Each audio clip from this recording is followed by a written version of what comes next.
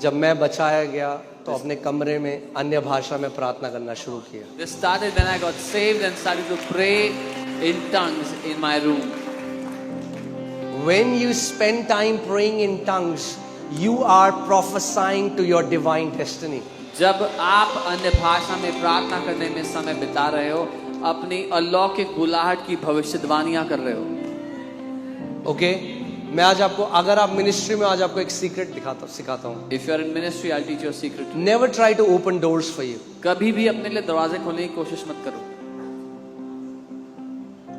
When you pray in tongues, जब आप अन्य भाषा में प्रार्थना God will send angels, they will open doors for you. प्रभु स्वर्ग दूतों को भेजेगा, दरवाजे वो खोलेंगे आपके लिए.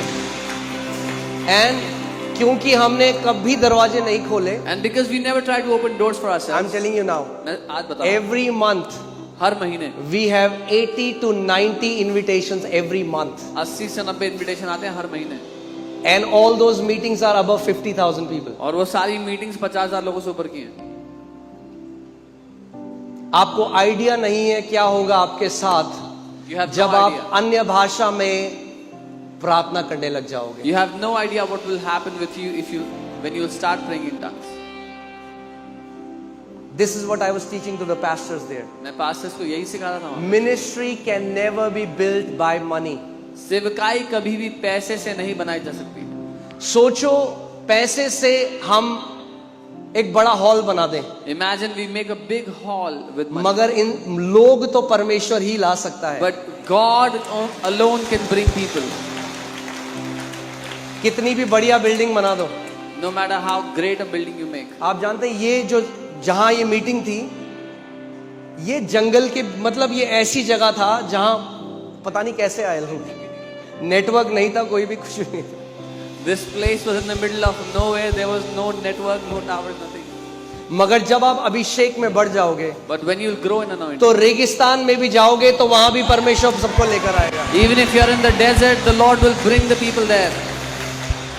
ओके यूहन्ना बपतिस्मा देने वाला John the Baptist विल्डरनेस में बपतिस्मा दे रहा है वहां पे, was baptizing in the wilderness, और बाइबल के लिए पूरा शहर उसके पास आ रहा है. and the Bible says the whole city came to him. जब प्रभु ने मुझे ये एरिया बताया था और प्रभु ने कहा था यहाँ तुझे जमीन दूंगा, तो सारे लोगों ने बोला कोई नहीं आएगा यहाँ पे छतरपुर में. यहाँ When the Lord showed me this area and said you have to build the church here, everybody told me nobody will come this far. परमेश्वर ने नूह को बोला तू जहाज बना, जानवरों को मैं भेजूंगा. The Lord told Noah, you build the ark, I'll send the animals. Amen. Hallelujah. So ministry जो बनती है अन्य भाषा में प्रार्थना करके बनती है. Ministry is built by praying in tongues. Okay दो चीज अगर आपके पास है, आप अनडिफीटेड हो. आप शैतान हरा नहीं सकता आपको. If you have two things, you are undefeated. The devil cannot defeat you. एक First, परमेश्वर का वचन, the word of God. और दूसरा Second, अगर आप आत्मा में भर के प्रार्थना करते हैं. if you pray being filled with the Spirit. भैया मसीहत कॉम्प्लिकेटेड नहीं है. It's so simple. You just need two things.